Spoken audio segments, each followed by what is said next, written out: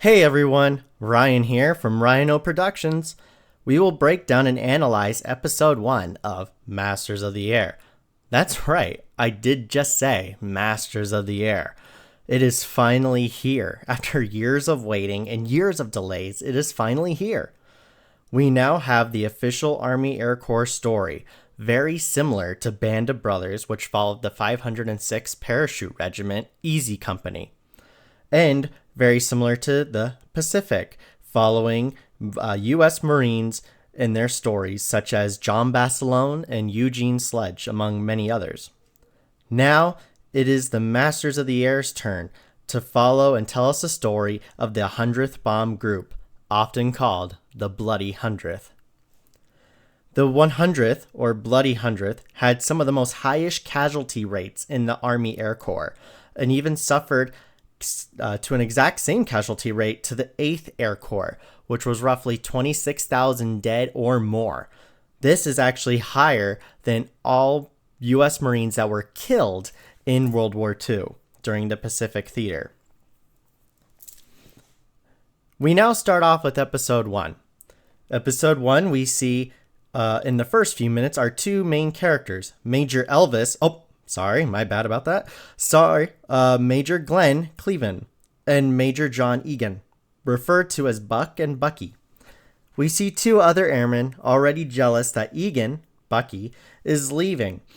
But when this line is said, I even had a slight comment that these men have no idea what they are about to face.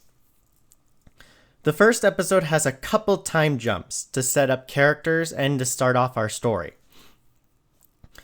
The first episode starts off slow, slowly teasing you with issues these pilots and bomb crews faced in real life and on a daily occasion, such as technical malfunctions, issues with wind, landing gear issues, fuel issues, and many, many more.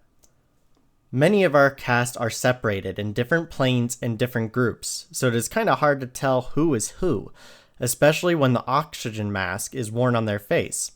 However, I love that detail, and when they are in combat or such an issue arises, I actually find myself paying even more attention to every single detail, trying to see who is who and what is going on. When our cast all meet in England, it is a very happy occasion, but already issues are arising, and it's not long till they have their first mission. So the men gather for a huge meal, and I can't help remember the Pacific episode where the men are about to storm one of the beaches and Bill Smith refers to the meal and the electric chair, such as a prisoner receiving their final huge meal before dying. Even the airmen criticized the meal for being either bad, no taste, rushed cooking, or possibly the food being expired. The men who were so eager and so excited to go now see a priest and are already not feeling as excited as they once were. And as we watch the planes line up and take off one by one, we see them as they take off to the skies. The B-17, often referred to as the Flying Fortress, had 12 machine guns which protected the crew from every side. The main tactic of sticking together and flying together for the B-17s was very effective to create a defensive barrier. If one B-17 failed to shoot a German pilot, there would be another gun or another B-17 to try to finish the job. However, this tight formation was helpful, and it also resulted, though, in planes crashing into one another, and also resulted in accidental shootings. These tight formations did result in more planes coming home, but it also resulted in many not returning home. In the first battle, we see how the formations due to the clouds almost caused 3 planes to crash in just the first few minutes of the battle. The formations were scrambled due to clouds, and many excited pilots, we see that one of the B-17's enemies was flak. Flak is an explosion of tiny metal fragments to destroy planes, injure crew, or kill the crew. If you survive the flak, then you have to worry about one other thing: the Luftwaffe, or the Nazi Air Force. And these planes came flying always by the B-17s with fast and deadly accuracy. The first encounter shows this as one German fighter takes out 2 pilots and a navigator behind the cockpit. The blood and the flames engulf the plane and it goes down. In seconds, we see just another bomber burst into flames. And we see the crazy but effective tactics of the Luftwaffe, dead on shooting towards the pilots and turning at the last possible moment.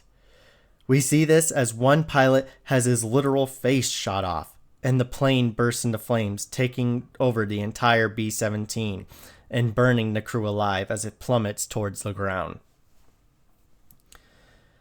The battle was short, but in these brief moments, these men who were excited to bring the war to Hitler's doorstep are now seeing the reality of war, and now seeing that in moments, they lost or could lose entire bomb crews in just seconds, like wheat to a scythe.